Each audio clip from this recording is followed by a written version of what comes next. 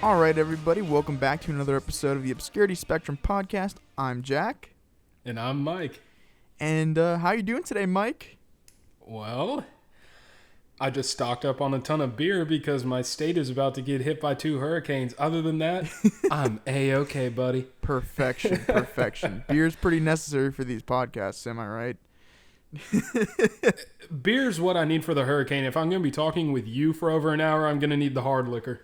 Oh, I totally understand. And the same sentiment goes to you. But today we're going to be talking about some really great albums. The first one on the list for the mainstream segment of our show today is a Faith No More album, and it's called King for a Day, Fool for a Lifetime.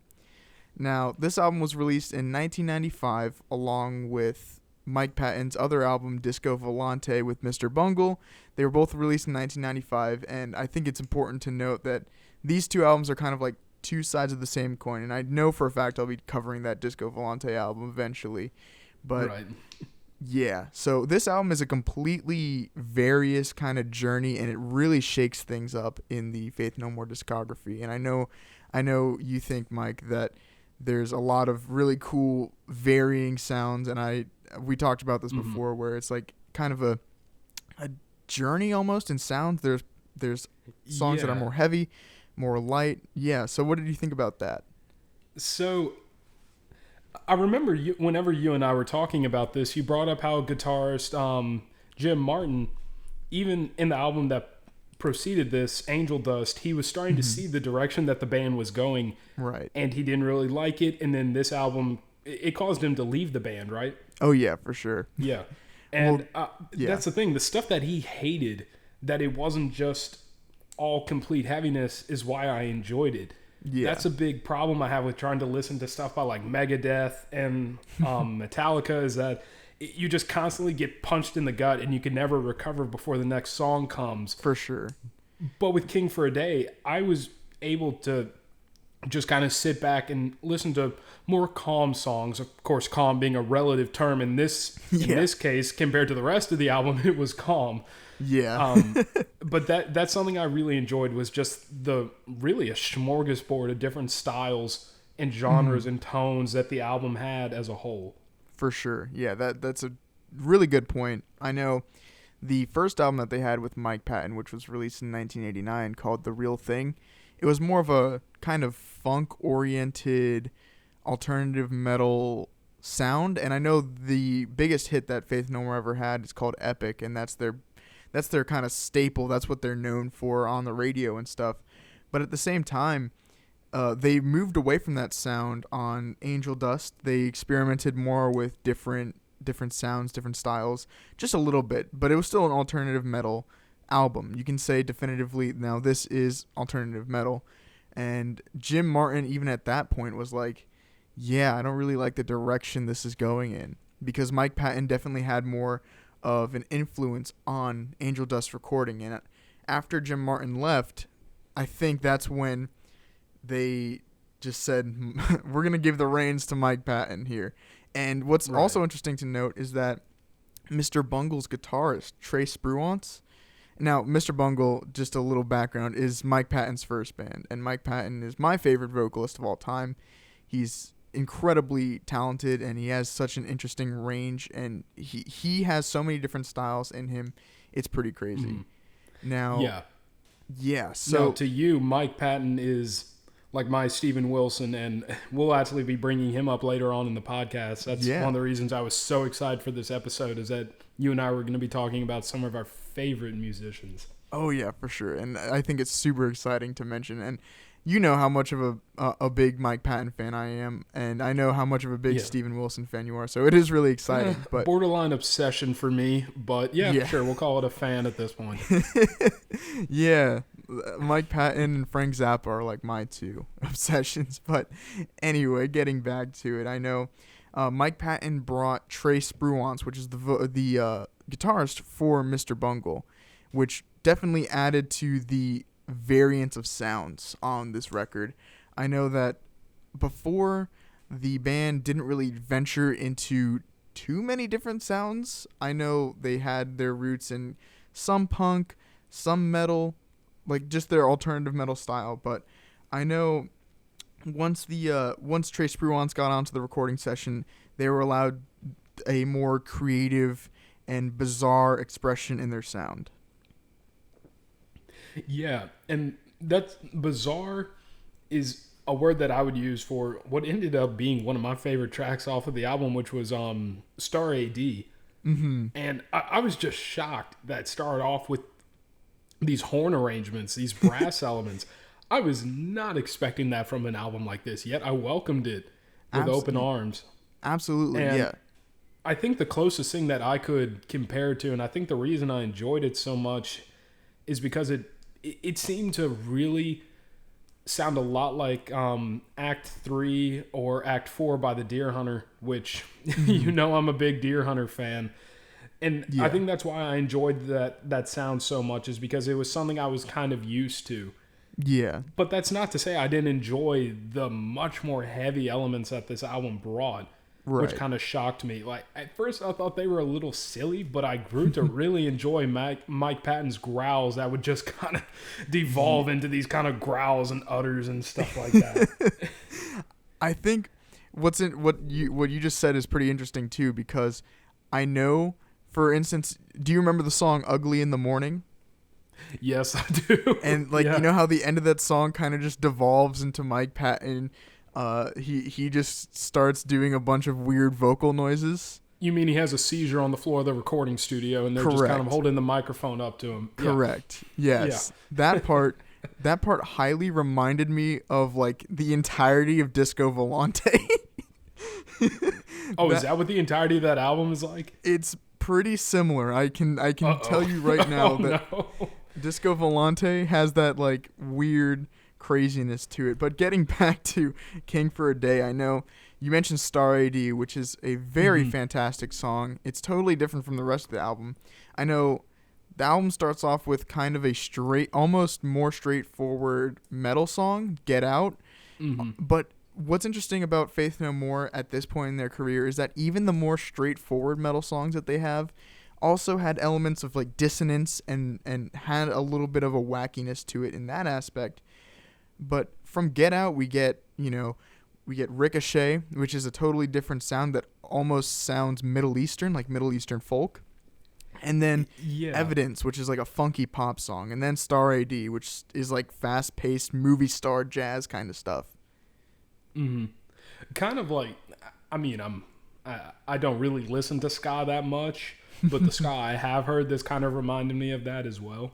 Yeah, that's a good point too, because I know Mr. Bungle's first album was very influenced by ska, but they combined it with metal and stuff. So that's another interesting thing to note, is how much of the overlap there is between Mike Patton and all of his projects. He has like 50 of them. I'm not even sure if that's an exaggeration. He's one of those that like spreads himself across multiple different projects. Yeah. I'm familiar with that kind of artist.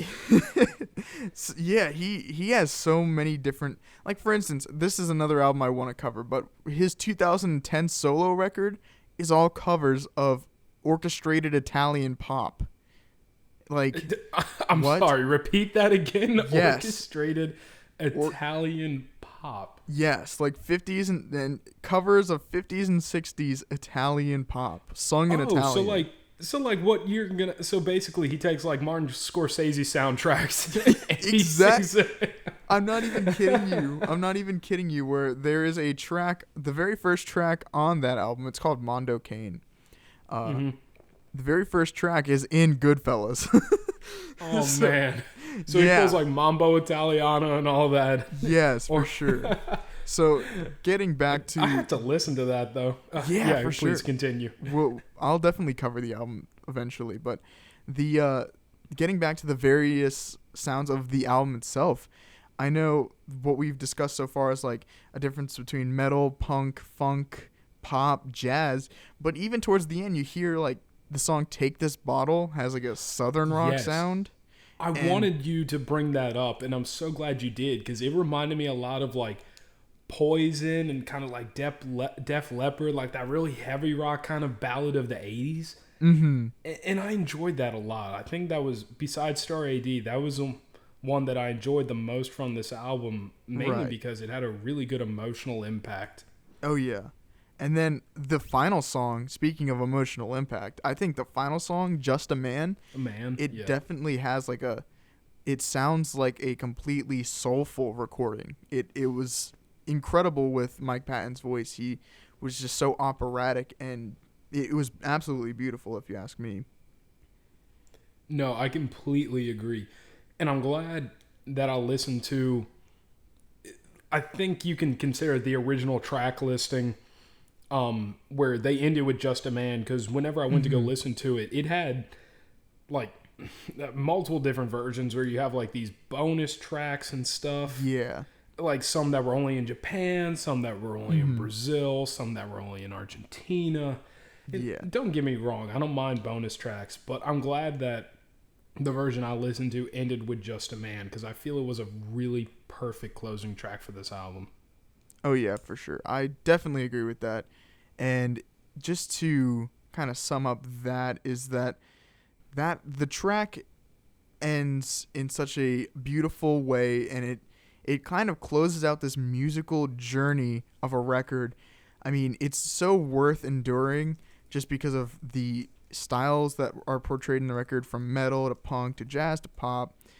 It's just such an interesting way of bringing all these styles to light in the context of a metal band. And I think that when you're listening to this album, there's something for everyone. There's something for everyone to enjoy, even if you're not the biggest fan of metal. I think whether or not you're going to like the album as a whole, you'll still find like one or two songs on there that you'll enjoy. Absolutely. So yeah, I think the best thing to say about this album is that it is a journey that everyone should be aware of and listen to, if you ask me. So if you have any other thoughts, I think that's kind of me wrapping up my thoughts on how grand and amazing everyone should listen to this beautiful album. I think you pretty much summarized anything I had left. I think the only thing I really have left on my mind is the thought of Mike Patton doing these heavy metal Scorsese movie songs, and I really want to go listen to those after this. So thank you for introducing me to that. Of course, yeah. So we're going to play a song from Faith No More's King for a Day, Fool for a Lifetime, and we'll get right back to it.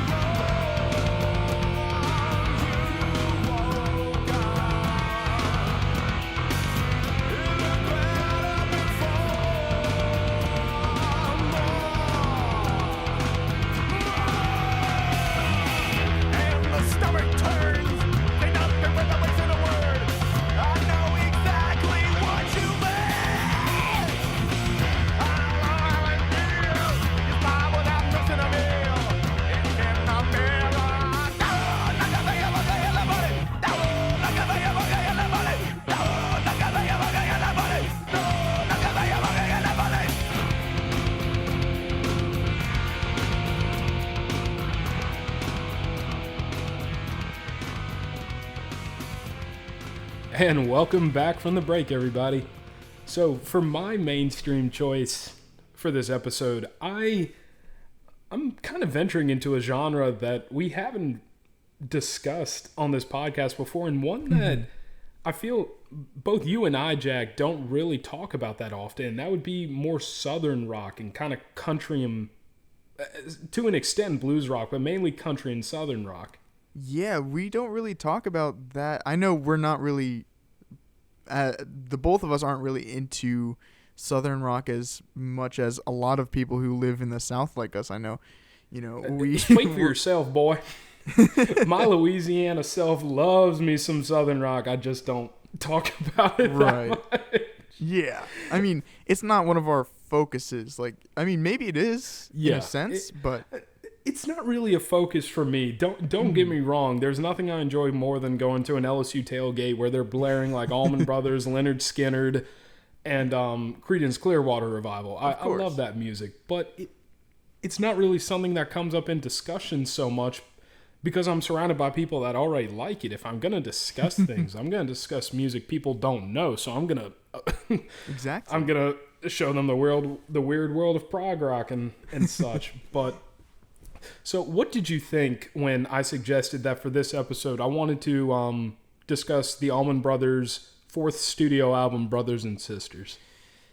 Well, I have definitely listened to this album in the past before, and when you mentioned this album, I was pretty glad to hear that you were gonna cover an Allman Brothers album in this certain way, because Allman Brothers is a band that I actually really enjoy myself.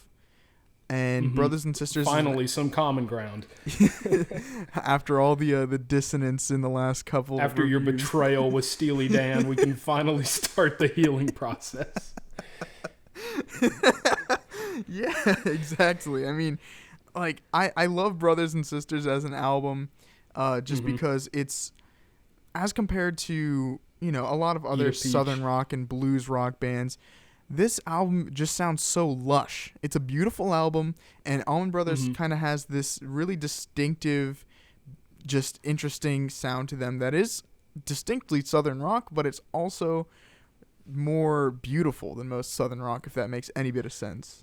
No, it really does, because one of the things that, my parents think the same thing, all my friends kind of think the same thing. Whenever you say country rock here in the South, it used to mean that you were thinking of Allman Brothers, you were thinking of Creedence, you were thinking of Skynyrd, and now it kind of has devolved into what we make fun of and call hick hop. It's those really tacky country songs that are like 3 minutes long, where it's talking about my girlfriend left me, my tractor broke, my dog done died, my truck needs a new engine, I don't have enough money for my Pabst Blue Ribbon beer. All those really corny, awful lyrics. Yeah. And that's what I do like about Allman Brothers, is that they have that country rock sound, but they would also break out into a lot more instrumentals that like Creedence and Skynyrd wouldn't really do. I mean, granted, Creedence had like Ramble Tamble, Lynyrd Skynyrd had Freebird, but the Allman Brothers did it a lot more. They would kind of pull these Grateful Dead instrumentals in their live shows, especially from Eat a Peach, which I know you preferred over this. Yes, for sure. Eat a Peach is definitely my favorite Allman Brothers album, if we're just going off of pure enjoyment. It's close for me. It's close, but I had to pick Brothers and Sisters. So to kind of give some background to this album, leading up to this, Duane Allman had died in 1971. He had died 2 years before this, and I want to say he died a few months before Eat a Peach. Yeah. He had died in, I believe, a motorcycle accident or something like that. And the band was having great difficulty dealing with that. And so you can tell Eat a Peach, to me, is a little more depressing, where they're trying to cope with it. Whereas I feel Brothers and Sisters is more of a healing process. It's a lot more upbeat and a lot more joyful. For sure. I can definitely understand that sentiment as well. I mean, a lot of the songs on this album are definitely more upbeat than what you would find on Eat a Peach. And I also would like to note that I feel like this album is more of a tighter, more cohesive experience than Eat a Peach.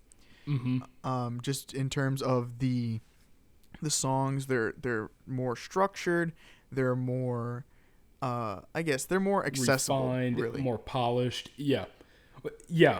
More accessible. That's the perfect way to describe some of these songs, because after all, this album did have Rambling Man, which I would argue is their most famous song out of their whole entire discography, except for maybe Whipping it's off Post. Ottawa and South. I can't remember the name of it. It's Midnight Rider. Oh, okay. Yeah, If you've seen like any progressive car commercial or something, they've used it in there. Right. Yeah, that makes sense. But so for Brothers and Sisters, what was interesting is that before they recorded this album, they went and bought a piece of land out in Juliet, Georgia, and they just called it The Farm. And so They would go out to the farm. Yeah. And they would just enjoy themselves and start writing music and start playing their instruments. And it was a really wholesome experience recording this album from all the photos and documentaries I've seen on it. And that's even shown on the album art where I believe it's the drummer's, I think the drummer's daughter is on the back of the sleeve. And then the bassist's son is on the front, where it's just this little boy like playing in the leaves at the farm. Yeah. And then if you open up the gatefold, it's like the entire band's family sitting on the porch of the farm. Yeah. So from the material, the lyrics, to even the packaging, you can tell that this was an album that was looking forward, not necessarily trying to forget Duane Allman, but to just kind of make peace with his passing and say, the future is bright. We need to learn to move on.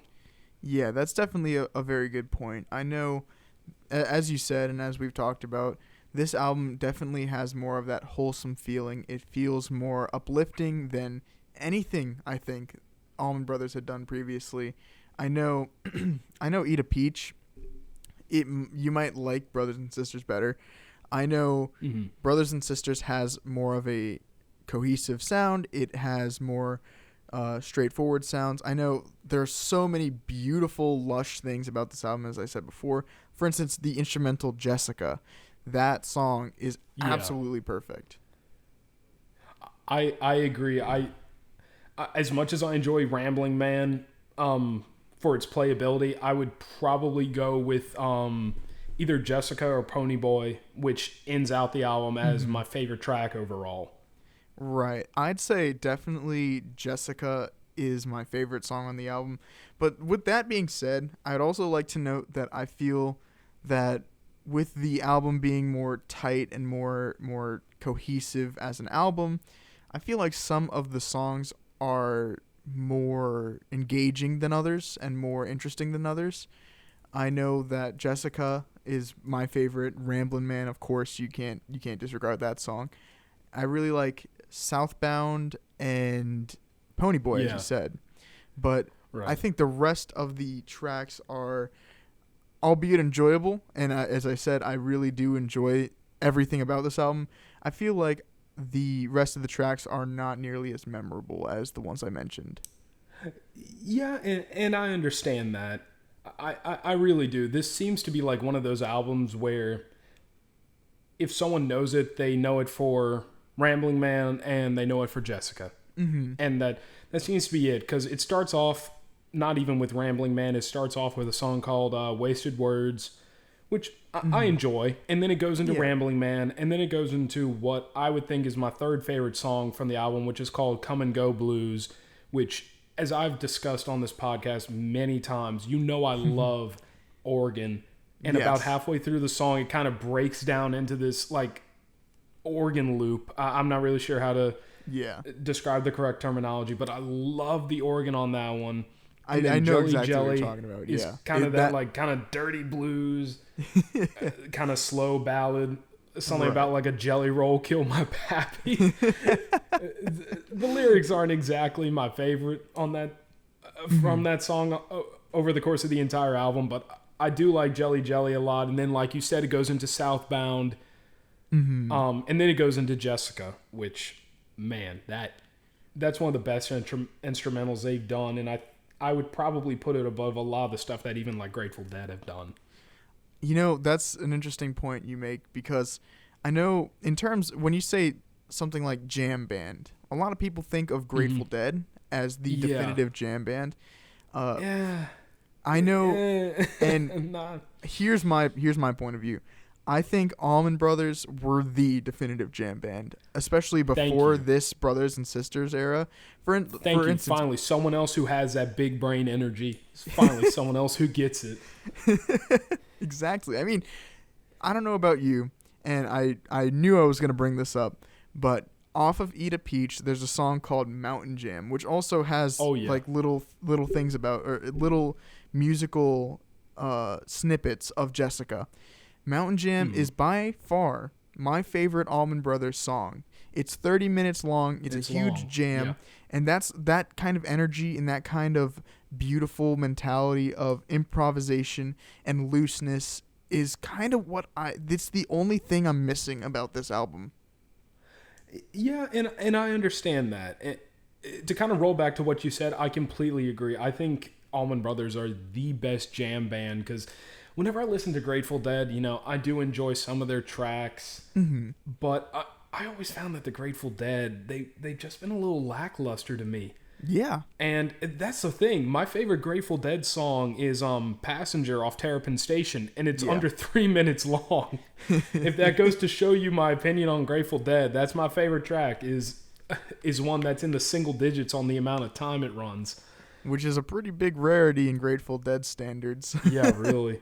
And to go back to what you said about Mountain Jam, yeah, that thing is a beast to the point where at the time period when they would press albums on vinyl records only, it had to be split into 2 parts because it couldn't fit on one side of an LP. Yeah. It's quite a song. And you're right, you can hear snippets of Jessica in there.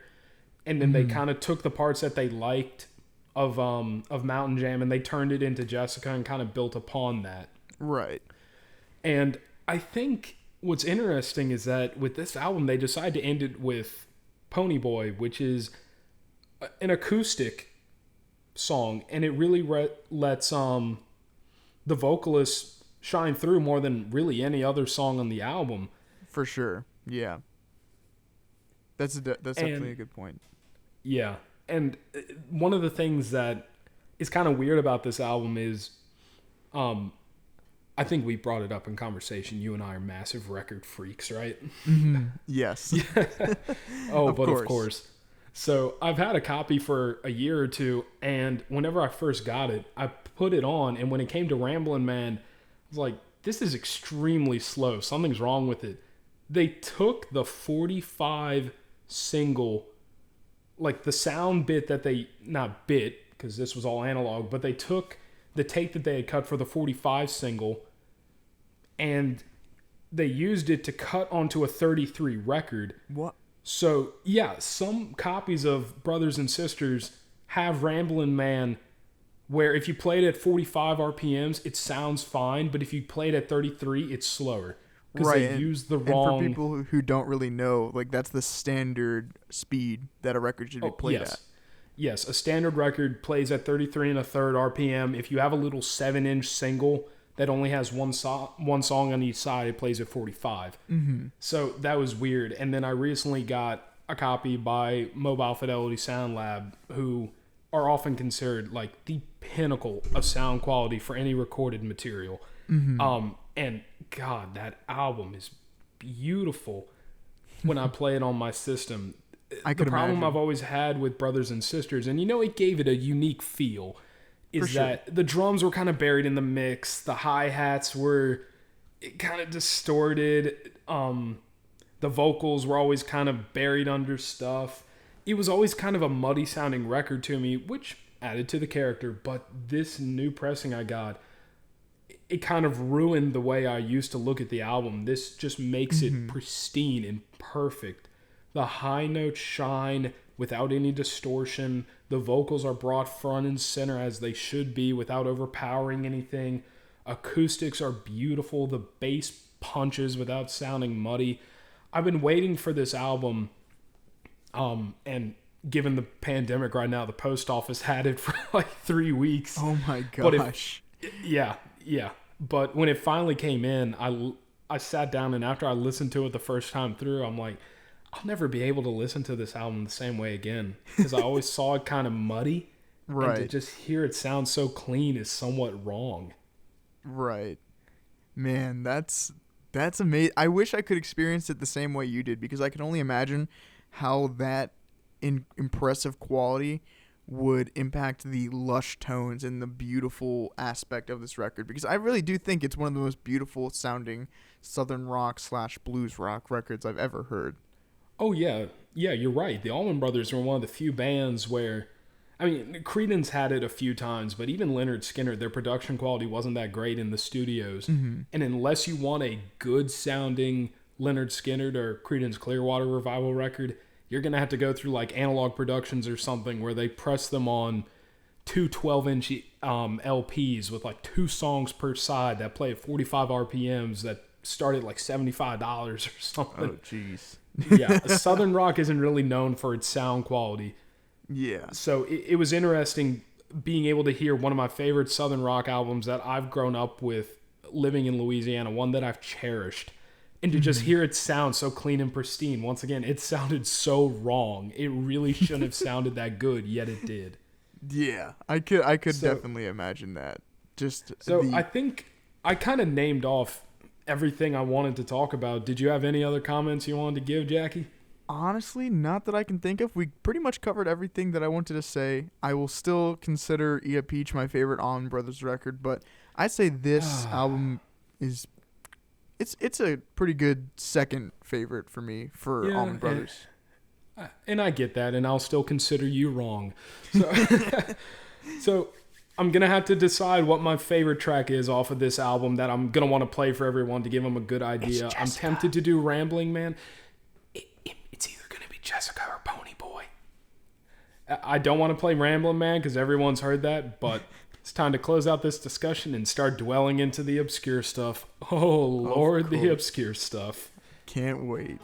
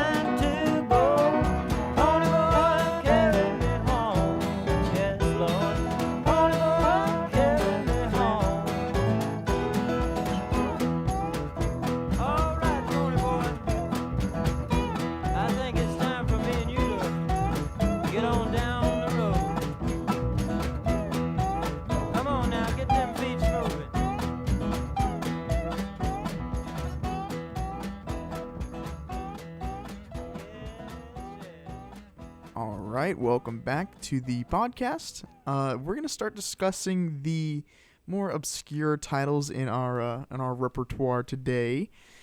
So the album that I'm going to be talking about for this segment of the podcast today is a very important one to me. So basically, this album is a 1968 psychedelic rock masterpiece, if you ask me. It's called Silver Apples by the band Silver Apples. And Silver Apples were a duo group, and it was just 2 people, really. And the vocalist slash oscillator player, because it wasn't really a synthesizer at that point, it was just oscillators. Right. Yeah. He was like Navy radar equipment and stuff that were used to make the instruments. Yeah. Recycled World War II stuff, really. How amazing is that?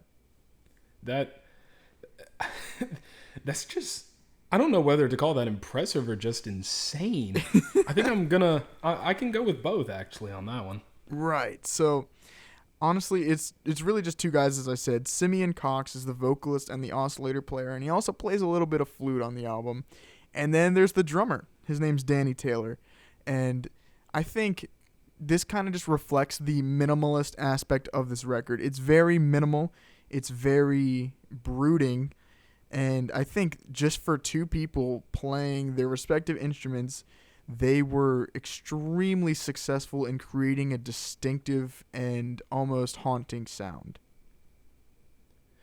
Yeah, and they're often credited with being the pioneers of electronic music. For sure. Because if you think about it, at this point in 1968, we didn't really have, like you were saying, we didn't have synthesizers or anything that we would come to get used to in the later 70s and the early 80s. Mm-hmm.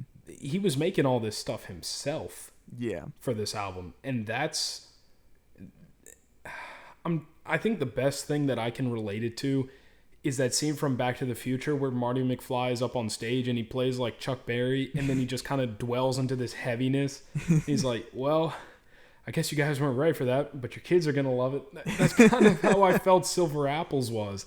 Is at the time period, no one really seemed ready for this kind of intense experimentation music where they weren't even using regular instruments. They were making their own instruments for this. For sure. And I really love that you brought that up, because one of my main things that I wanted to bring up today was the fact that Silver Apples were extremely, extremely influential, whether it be for bands like, I don't know if you've ever heard of the band Suicide, but I have not, but I know that Can often cites them as a major influence as well. Huh. Can? Yeah. Yeah, Can does. For their pulsing rhythms and everything. Yeah, Can likes them. I did not know that. Which you used to open up our last episode, actually. You used a song off Future Days. Yes, I did. I didn't even know that. I love Can, and I didn't know that. But Suicide was more of a post... Well, I don't even know whether or not to call them post-punk, but they were experimental for a punk band for sure. And without Silver Apples, there would be no Suicide, because Suicide were another group of two guys, and they saw Silver Apples playing live in the 60s, and they were like, hey, we can make a band. We can do this too if these two guys are doing it. And simultaneously, the Silver Apples influenced a lot of 90s electronic music. Without Silver Apples, there would be no 90s electronic music as we know it. But yeah, a lot of that club music that would come out of the 90s. For sure. And so that's why I really love the album and how influential it is. It's a very, like, in terms of the actual content of the music, it's very psychedelic and very hypnotic. It also sounds like, for instance, the drumming. The drumming is something I definitely want to note on this album and Silver Apple's discography as a whole. Danny Taylor has a very interesting way of combining a primal, like, it's like a primal rage kind of feeling when he plays the drums. It's so intense, and it works perfectly with I got the impression of, like, John Bonham whenever he was drumming at points. Yeah, I can hear the John Bonham, but I also hear even more intensity with it, if you ask me. I feel like he definitely has a lot more of a I guess brooding sound, a present anger, really. That's the only way I can really describe it. Yeah. Yeah, so it starts off with the track Oscillations, which he made with his oscillator. And what kind of, I hadn't revisited this album in quite some time, and what kind of struck me was when I listened to Oscillations were the vocals. Yes. And I'm still a little undecided on if I like them or not. I personally love the vocals. To me, they have like a really fluttery and spacey sound. It makes it definitely, Simeon's vocals make it so psychedelic and spacey, as I said, but combining that with the almost abrasive and disturbing sounds of the oscillators that sound like you're in an industrial complex, I think it makes for such an interesting and unique experience. Yeah, it really does. And one of the things I kept thinking about as I listened through this entire album was, at the time that this came out, you had the Beatles' White Album at the same time. Like, Rocky, you had Blackbird and you had Oobla Dee Oobla Da back in the USSR. That's what was popular at the time that this came out. And that's one of the things that really shouldn't be ignored if you listen to this album, is the perspective and the time frame at which it was released. For sure. What was dominating the airwaves compared to what this was. There's a reason that, I'm not trying to be mean, there's a reason it didn't have great commercial success. And that's not necessarily a bad thing. Once again, Marty McFly, I guess you guys weren't ready for that. I think Silver Apples were kind of plagued by their own being, where they were kind of destined to fail, because I don't think the general public was ready for anything like this, because there hadn't really been a transition into it. They just kind of appeared out of nowhere. Yeah, that's a very good point you make. But I'd also like to counter that point just a little bit, because they actually did receive some attention for what they were doing. For instance, they were very much revered by Jimi Hendrix, actually. Jimi Hendrix really liked Silver Apples, if you believe that or not. What? I didn't know that. There's actually, I've never heard it, but I know there is a jam session with Silver Apples and Jimi Hendrix that exists. Oh, and man. Silver Apples opened for Jimi Hendrix before, and I think, but it's also important to note that, yes, this is not your typical pop music. This is very, very different. And a lot of people weren't ready for it. And even the bands that Silver Apples influenced, like Suicide was critically panned, critically hated, but they also played in a similar vein to Silver Apples, like with the kind of brooding and hypnotic electronic aspects. I mean, Suicide had like multiple attempts on their lives when they were playing music for other people because people just didn't like it that much. Like someone threw an axe at Suicide for playing electronic punk music, you know. I'm sorry, they threw an axe. Yes. Ooh, man. I don't remember if it was Alan Vega or Martin Rev, but someone threw, I think it was Alan Vega. Someone in the audience threw an axe at Alan Vega while they were opening for Joy Division. Oh, they opened for Joy Division. Yes. Yep. Okay. But also, going back to Silver Apples and their sound, I would like to also note that there were a couple, not many, bands that were experimenting with similar sounds. Silver Apples were definitely the ones to take it and push it the farthest. But I think one band that I really wanted to note is a band called 50 Foot Hose. And that album that they released called Cauldron also experimented with like homemade oscillators and stuff. But I think the difference between Silver Apples and 50 Foot Hose, as much as I love them both, is that Silver Apples kind of brought that sound to a peak of experimentation. 50 Foot Hose was equally weird and equally bizarre, but in different ways, if you ask me. Yeah, and I've listened to Cauldron before because I'm trying to think what song I heard from you. I think it was like Reading the Signpost or something like that. Read the Signpost. Yeah, Read the Signpost. I think you had shown me that before. So I am familiar with 50 Foot Hose, them in like the United States of America from that same time period. I was going to mention them too, the United States of America. And I think what's interesting is like the United States of America seems to me to be the perfect mixture of experimental electronic music and like Beatles-esque melodies and that kind of more pop-oriented sound. But not just completely bludgeoning everybody at once. Right. Like, with that sound, right. With Silver Apples, I mean, you listen to it and you're just like, to me, I don't know about you if you felt this way, but I felt like it was even ahead of its time now. Yeah, I would.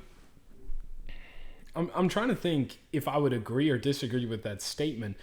Because at one point, yeah, I think that the technology that they used is, of course, outdated because we've been able to develop different methods to produce the same sounds, but at the same time, you don't have anyone that's out making these sounds today with homemade equipment.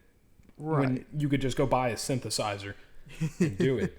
Exactly. So, yeah, I can understand both sides of the argument that, yeah, they're still ahead of their time. Mm-hmm. I mean, a lot of people have been, especially in indie music, actually, believe it or not, a lot of people in indie music and stuff like that have been emulating Silver Apples for a while, but I don't think anyone got to nearly to the extent of experimentation and just pure, utter. It seems like to me the album pushes you into a it's like a dystopian robotic future is the way I see it. It feels like a dystopian future that you're experiencing as you listen to this album. I mean, the album to me is beautifully haunting and simultaneously shockingly robotic, but not in like a robotic manufactured way. It's more of like, this will be the sounds of the future to me. That's how I saw it, because the avant-garde sentiments of the record completely just blow me away. And I feel like nobody has been able to match that sentiment and make me feel the same way than Silver Apples. Yeah.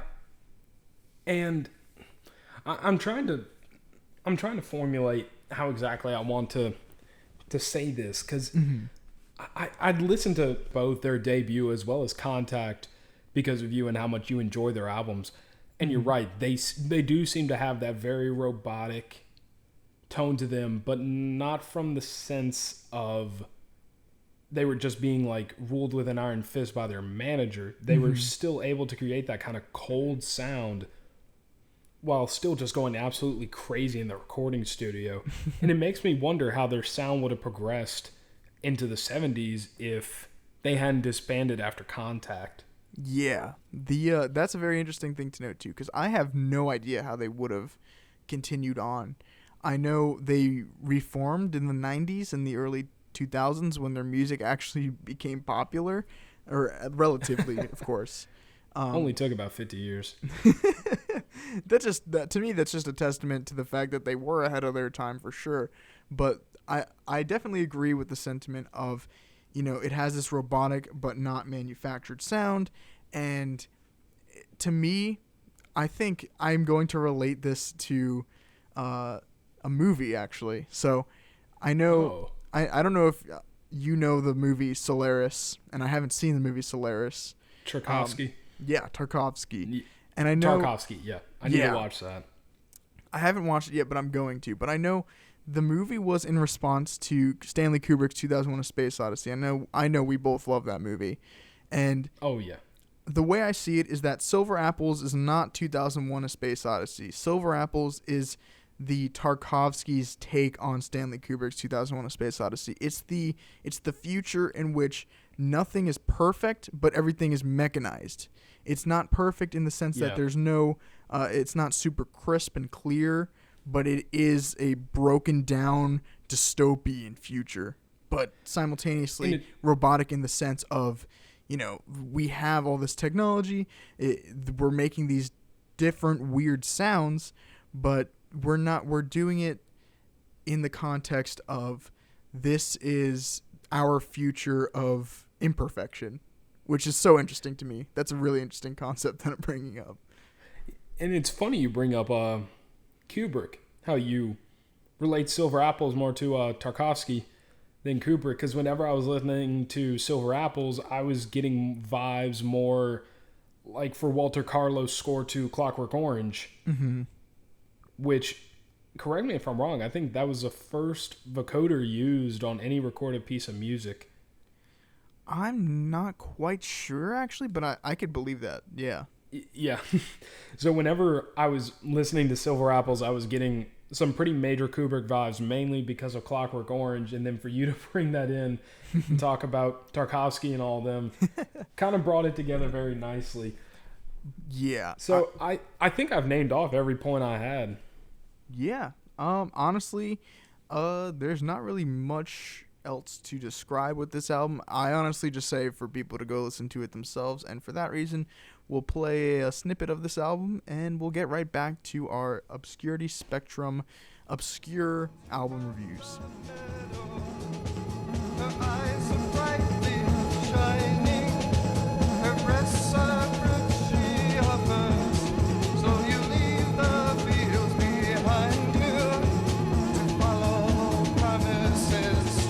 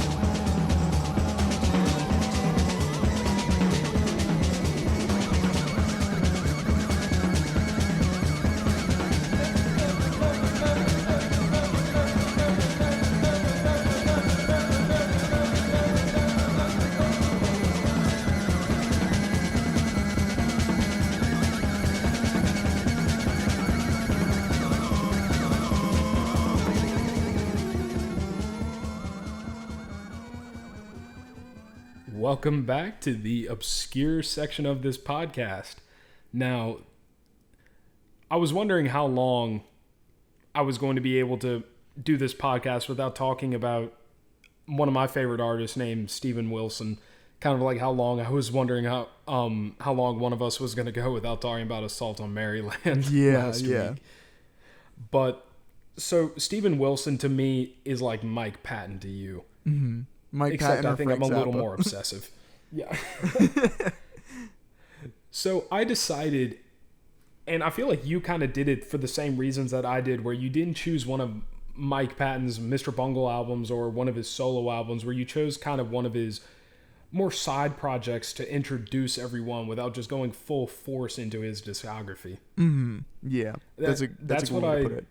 Yeah. That's what I decided to do with Steven Wilson, where I didn't want to jump into like The Raven or Hand Cannot Erase. I wanted to start either with Blackfield or Porcupine Tree, and I felt Porcupine Tree was a little better of a choice. Now, I feel I deserve an award for this because I finally chose an album past 1970 to discuss on this podcast. In Absentia is the 7th studio album by Porcupine Tree that was released in 2002.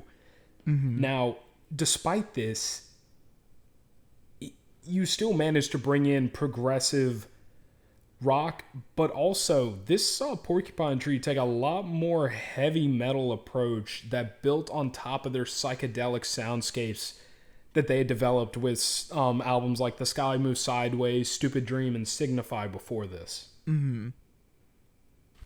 Yeah, I definitely noticed that too, as compared to Porcupine Tree's earlier stuff. I know I haven't really listened to Porcupine Tree nearly as much as you have, but I could tell in their earlier stuff they had more of a psychedelic, progressive rock, even some electronic influences.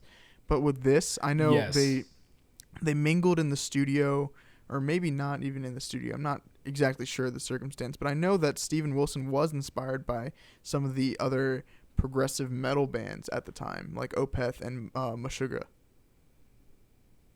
Right.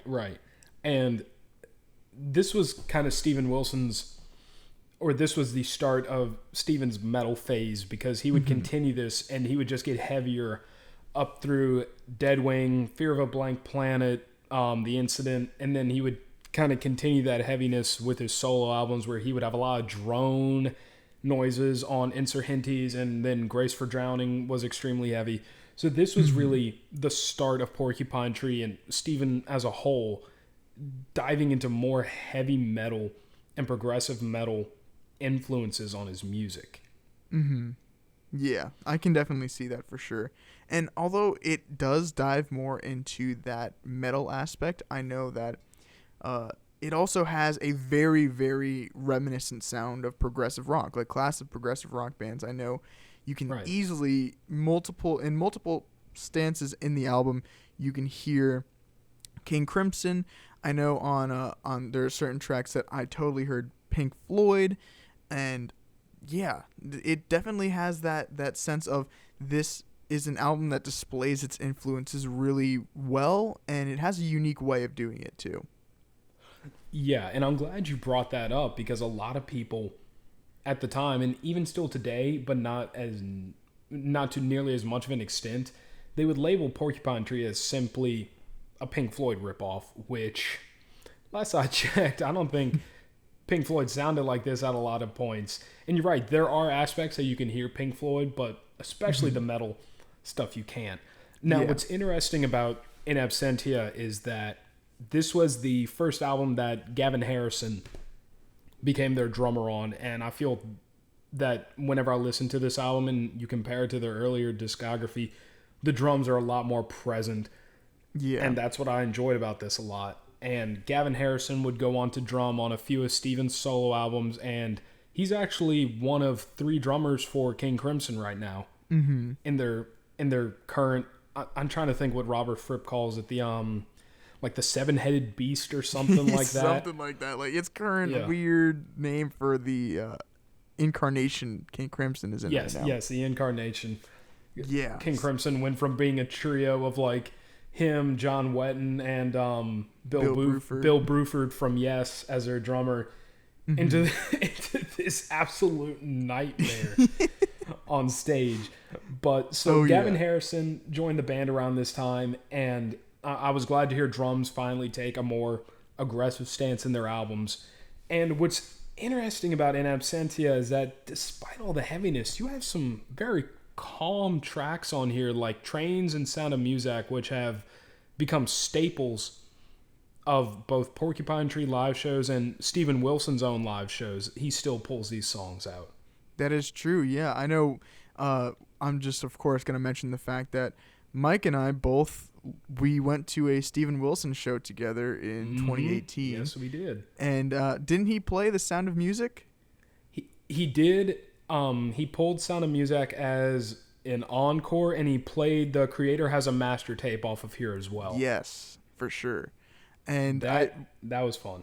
It was a great time. That's a headbanger. The Creator Has a Master Tape is a headbanger. Oh yeah, and for sure. Sound of Music's a little more pop oriented. It's a lot more fun. To quote Steven from his Home Invasion live concert video, whenever he plays Sound of Music followed by The Raven That Refused to Sing, he said, so the next of these two songs are miserable. The first one is miserable but has a sing-along chorus. The next one is just miserable. But he finds that kind of demented, uplifting music very... not demented. He finds that very demented music somewhat uplifting in a sick kind of way. And I'm like that too, because you listen to the lyrics on this album, it's a lot about the problems with society. And that's kind of the first time that they really emphasize that, because they would do it more on Fear of a Blank Planet. Pretty much all of Fear of a Blank Planet is about the problem with corrupted youth and the problems with society. But this hit it a lot more than what they were used to. Yeah.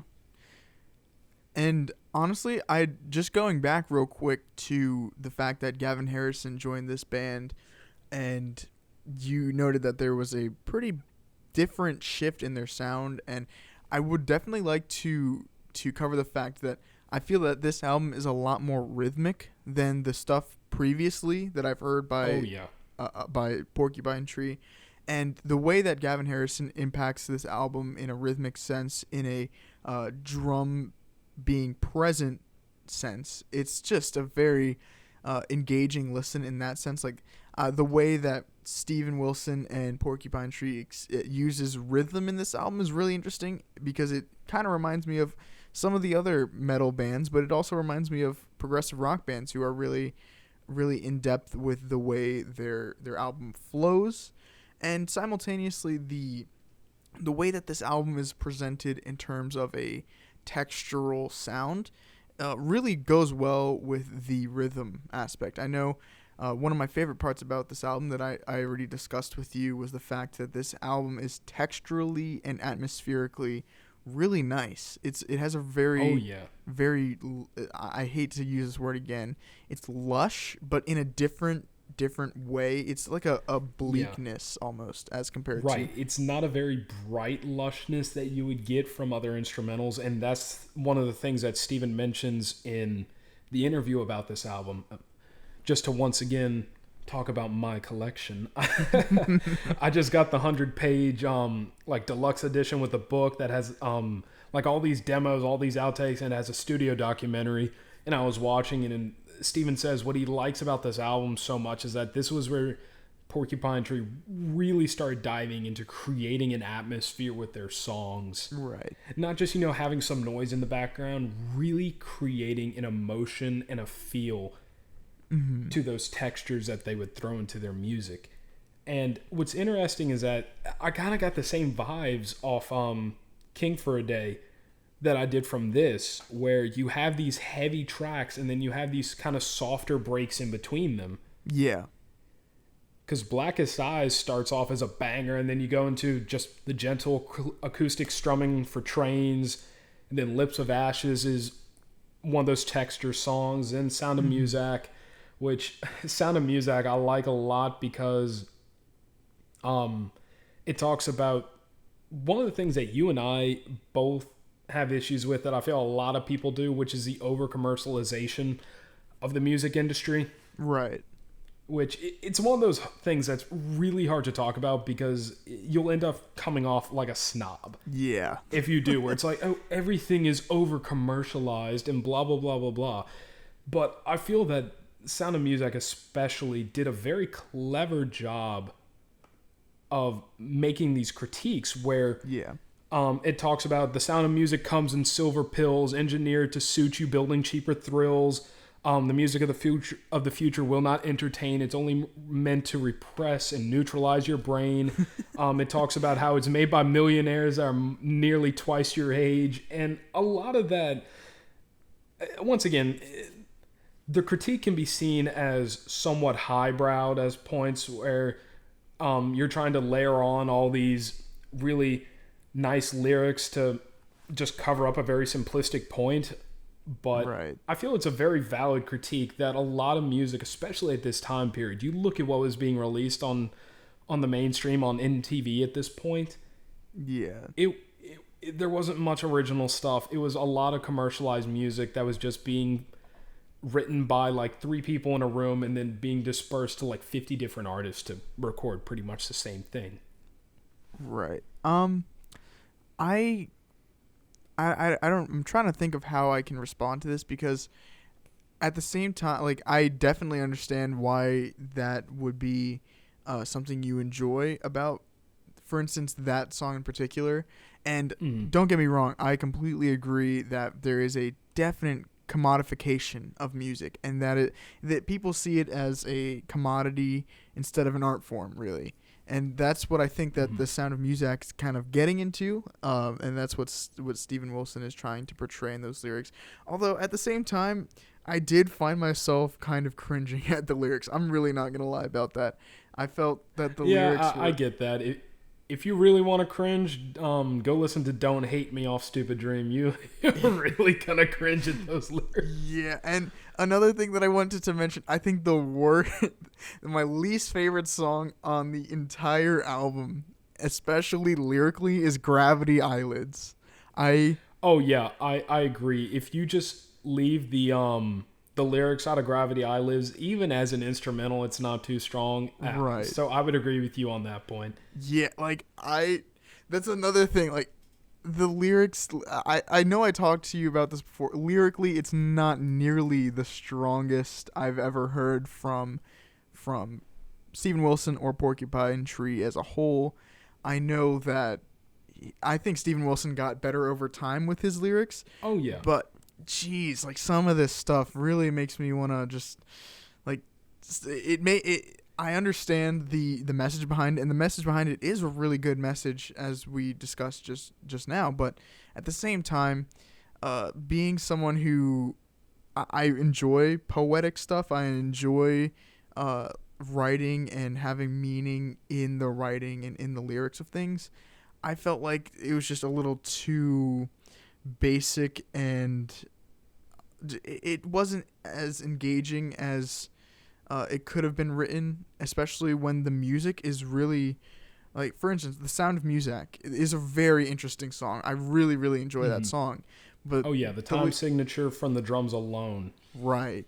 On that song. Very impressive. And that's one of the instances where I'm like, this is why this album is so much more rhythmically oriented, and how much it works with the atmosphere of the record, how much it works with how Steven Wilson is trying to portray Porcupine Tree as a band and what the direction that they're heading in. But the lyrics are ultimately, and I'm not really usually too critical of the lyrics for a lot of things, but the lyrics were what really held me back from loving this album, you know? Yeah, and I'll agree with you. He definitely grew stronger with his lyrics as the band progressed. If you look at Deadwing, which would follow this, that actually came from a screenplay he wrote about a ghost story, which people are still waiting for him to produce. But Deadwing just took concept album to a whole nother level for me, lyrically speaking. And you're right, the lyric writing on here is not his strongest. And there are lyrics that every time I listen, I'm like, kind of cringe at it. But then there are also some that I feel are some pretty strong lyrics. Like, personally for me, Heart Attack and a Lay-By is one of my favorites, simply for the writing, where it talks about like a guy just pulling off the road, and he's like, if I were to just like, I'm lighting up a smoke here, if I'm gonna die here, would my wife even miss me? Kind of a deal. If I close my eyes and fall asleep, would all the pain go away, or am I just trying to fend off this darkness that will never go away, and you just have to learn to deal with it? Right. So yeah, there are definitely weak spots lyrically on this album, but I still feel like it has some strong parts. And one of the things I hate that Steven does is that he always second guesses himself and he leaves songs off. Like one of the songs he left off of here was called Drown With Me, which is one of my favorite Porcupine Tree songs that he left off of here. He leaves some really good material off of his albums. He left something called A Door Marked Summer off To The Bone, which was his 5th studio album that came out in 2017, which to me was better than anything he had put out on the album. And he just kind of looked at it in the studio and he's like, all right, then I guess that's going to be a demo track. And he just tossed it away. Oh my gosh. Yeah, he has a bad habit of doing that kind of stuff. Yeah. But as a whole, I feel In Absentia is important in the Porcupine Tree discography, not only because it sold like triple what any of their other studio albums had sold before, but mainly because it saw them begin their journey with the sound that they would become really commercially successful with. Yes, yeah. That is definitely a good point. And also, there are a couple things I do want to mention about this album as well, on top of what you're saying here, is that one thing that I didn't really know about until, and I think you had told me about this before, was the fact that the keyboard player for Japan, the new wave band Japan, which I very much like Japan, he was in the band Porcupine Tree for this album, and he actually co-wrote my favorite song on the record, Wedding Nails, with Steven Wilson. And I didn't even know that until, it didn't even register to me how much of that influence really seeped into the music, which I think, as compared to what we were talking about with last week's episode with Steely Dan didn't really, to me, I thought that there wasn't really that soul of a band, but I think this is a very, very good example of something that does have, even though Steven Wilson is kind of a band leader, he still has the very big influence of each band member in the sound of the record, right. And that definitely shows with. And I'm glad you brought up Richard. He ended up as a band progressed towards their demise after the incident. Richard became a very critical backbone to the band, where the soundscapes he would create, both in the studio and live, were just, I'd call them really critical to the band's sound, where if they were absent, you could tell something was missing from their sound. For sure. And I think that also kind of leads into another point that I wanted to bring up with the actual usage of vintage instruments like the Mellotron. Like there's some Mellotron sounds that were really nice. And obviously that comes with being a neo progressive rock band. Like obviously you need to have a Mellotron. And Richard Barbieri being added, who is a keyboardist in a new wave band, and he was known for having those progressive rock elements. And I think that just adds to the authenticity of the sound. But at the same time, I also do feel like some other neo-progressive bands were doing the sound a little bit better. And I think that might just be a bias on my point, because I love Porcupine Tree in the sense that I really respect what they're doing. But I also believe that a band like Opeth, and Opeth is a band I kind of grew up with in my teenage years, Opeth did it better. And I know that's kind of controversial, and I know you'll disagree with that, but I feel like Opeth, they created a very interesting atmosphere that combined metal, as Steven Wilson and Porcupine Tree did in this album. They combined it in a way that was a lot more interesting to me, and ultimately this album feels like boneless Opeth. You even had to pronounce the emoji B on that one. Boneless Opeth. Yeah. How did you? I'm not gonna fight you on that one. How did you like my whole lead up into that? Because I knew it was coming too, because you told me you were gonna make that joke, and I knew it was coming. But I think to kind of also add on to what you were saying with Opeth, what I like about Mikhail Ackerfield, and he and Steven actually collaborated on Storm Corrosion, yeah, which I think came out right after The Raven. Mm-hmm. Between that and Hand Cannot Erase. But what I like about Mikhail and Steven is that for such heavy music, they have softer voices. And I think that contrasts beautifully. Very true. Because I don't like having like aggressive instruments and then also having like aggressive growling vocals. That's just not my cup of tea.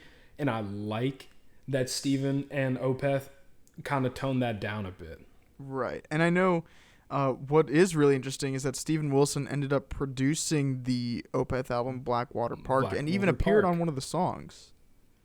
Yeah, Steven has his hand in a lot more progressive rock and metal than some people will realize. He has either been a producer or he has shown up on albums and you wouldn't really think it. Like there's a Steve Hackett album where he re-records some Genesis tracks and Steven sings Can Utility and the Coastliners. Yeah. Which I prefer to Peter Gabriel's version. Really? Now that's controversial.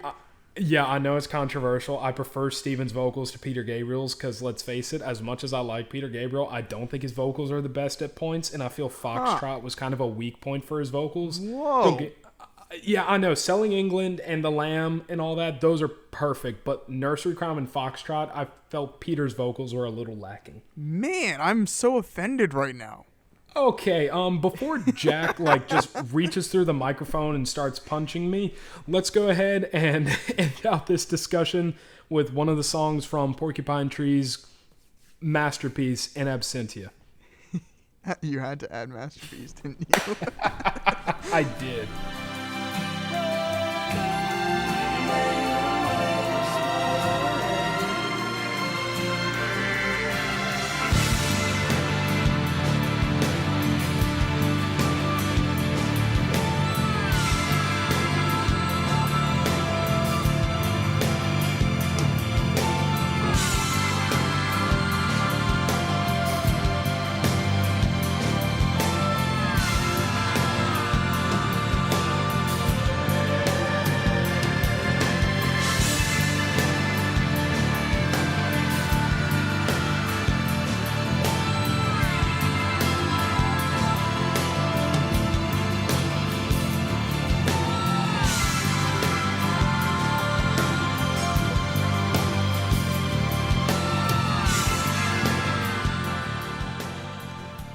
All right, and welcome back from the break, everybody. I've just been informed that Jack is going to give my Steven Wilson choice a 0.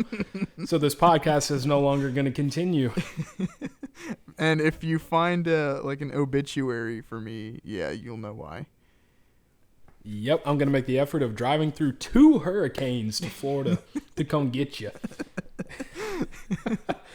All right, so let's lead off with King for a Day. All right, so King for a Day. I absolutely love this record. As I said earlier, I feel like this is a very interesting musical journey and a very critical point for the band. It's definitely my favorite Faith No More album. Even though it isn't my favorite Mike Patton album of 1995, it's a very, very solid record. And ultimately, I'd rate this a 9.3 out of 10 because I think it is a very, very worthwhile listen, and it's almost a masterpiece if you ask me. All right, well, I'm gonna come in under you, which, you know what? I'm trying to think. The last time, I don't think we've ever really agreed on a rating or come really, really close, except for Gets Goberto, where we were within 0.2 of each other. Yeah. Other than that, we've seen some pretty big divides in our scores. I'm going to give it an 8.5, which, it's lower. But that's because it's not really my preferred genre. That being said, it's definitely my favorite of my non-preferred genre. Oh, yeah. Because of all the different styles and diversity and sounds that Mike Patton was able to incorporate on this one. Right. Yeah, I definitely agree with that sentiment for sure. And 8.5 is a pretty decent rating if you ask me, so I'd say that's pretty fair. Yeah, yeah. So I agree. Hey, we recovered from the Steely Dan debacle of the historical Steely Dan debacle of 2020.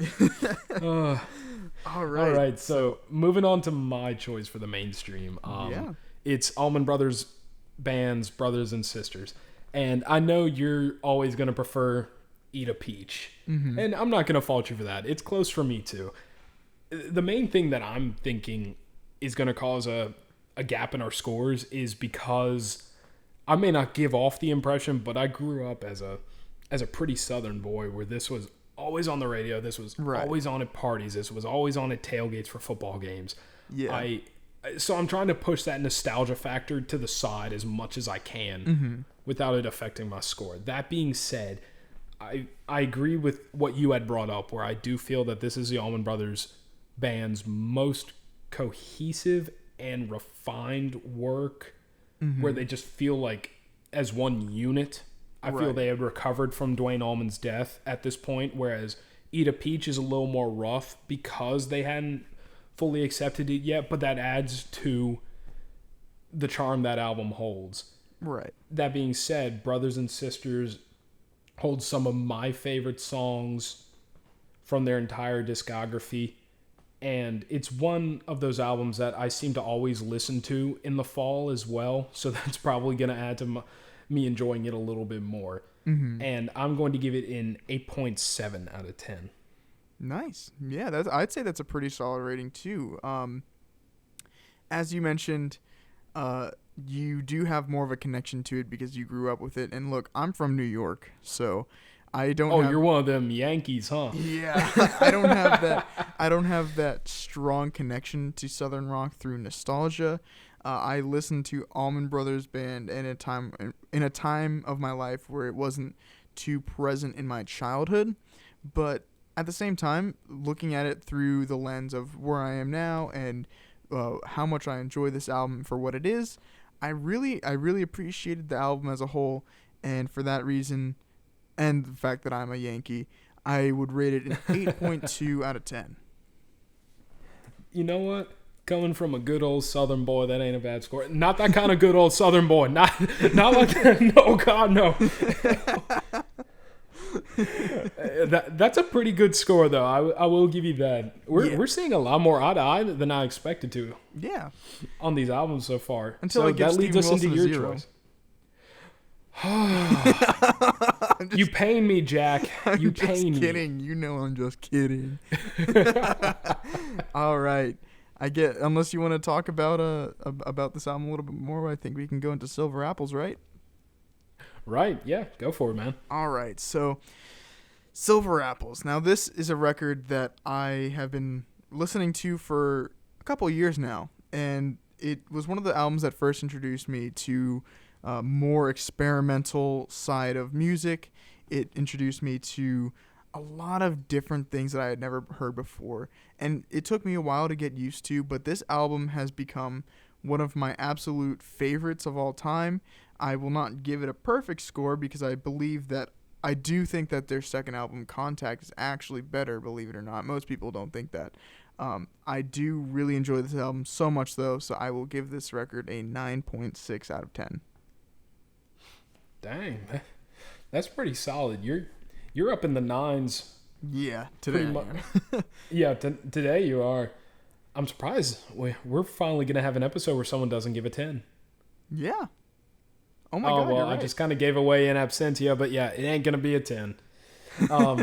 So Silver Apples, I've had this kind of sentiment with a few albums in the past, mainly with Deceit. Whenever we discussed it, as much as I appreciate what they did, a lot more for Silver Apples, though. I think they had a much greater impact than Deceit did. Mm-hmm.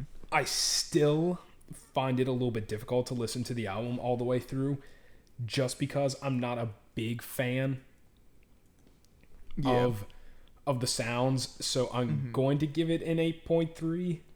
Okay. Don't hurt me.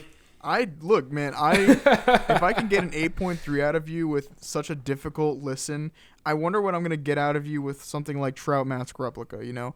Maybe you'll give it a 7. I have told you I am not going to give Trout Mask a good score. I've tried so many times to listen to Trout Mask Replica, and I cannot. That is one of those albums that I would give like a 2. Man, that's disappointing, but... hey, you brought it up on yourself, man. 8.3 out of 10 for this experimental, weird, bizarre album from a country boy. It's mainly because I get it. From a country boy. From someone who likes from blues, my country boy. Yeah.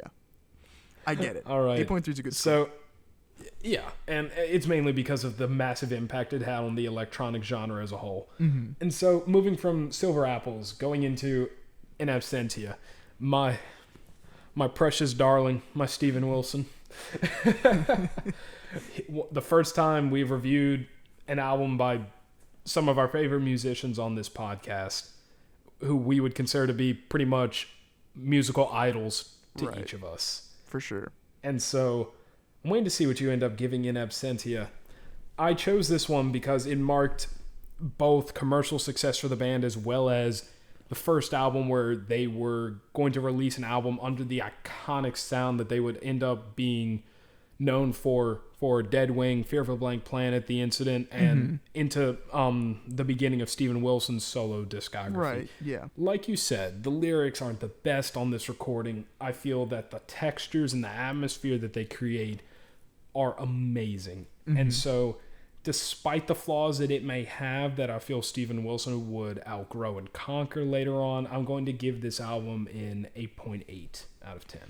8.8. Very nice. Yeah, so I definitely agree with the texture and the atmosphere of the album. That is something that very much impacted me when listening to it. I mean, I really enjoyed that. I don't really look past the flaws as much as you do, and I know that's partially because you're a huge Steven Wilson fan, practically a fanatic. I'm a lot more forgiving. Fanatic, yes, that is the correct terminology. So I'm actually pretty thrown against the wall with this because I wasn't sure what exactly to rate it. I have right here a score that I wrote down, but I'm actually gonna go against what I wrote down. I'm gonna give this album an 8.1 out of 10, and I initially wrote down 7.9. But there are definitely things to really, really experience about this album that are unique to it, are unique to Steven Wilson's sound, Porcupine Tree's sound. Although I would not say it's better than not a lot of.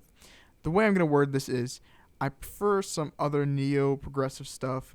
However, this album it's not as distinctive to me as some of Opeth's stuff and some of the other neo-progressive stuff that I've listened to in the past, but it is a bleak testament to classic prog and even bringing in the influence of classic prog to a new generation. So as a whole, I think that it brings about an amazingly cohesive experience. So 8.1 to me is a pretty fair rating. Yeah, I would agree with that. Coming from a Southern boy, I think that's a good rating. We're gonna have to change my little avatar on the videos to just me and camo and everything. Cowboy hat. A cowboy. Oh no, dude, we're not from Texas. We're from Louisiana. We don't wear cowboy hats. We wear snakeskin boots and we wear alligator hats. We wear our mesh trucker hats, alligator boots, all the stereotypical stuff that you can imagine for us good old Southern boys. I wear nothing distinctive at all. I'm just a city boy. You're trying to skirt around the fact that you're a Florida man. Let's not forget that. Why did you have to bring it up? Why? Let it be known that Jack is a Florida man. I'm trying to keep it under wraps. It was going to be known eventually, sadly. All right. Well, our next episode is one that I'm looking forward to a lot because we're going to be devoting it entirely to film, television, or video game soundtracks -- scores. Yeah. I'm very excited about it as well. And I think the audience, if we have an audience, will be looking forward to it as well. I think that it'll be a very different and interesting episode for sure. Definitely different than what we've done so far. And I don't know about you, Mike, but I'm excited to do some of these milestone various episodes that kind of throws what we usually do for a loop and experiments with different things. So, yeah. Oh, yeah. Especially come October when it's time for me to break out my Halloween knowledge and all that. Let's go. Oh, yeah. For sure. All right. I guess this is where we can end it off. So this is Jack signing off. And this is Mike signing off. All right. Good afternoon, everybody. Have a good one.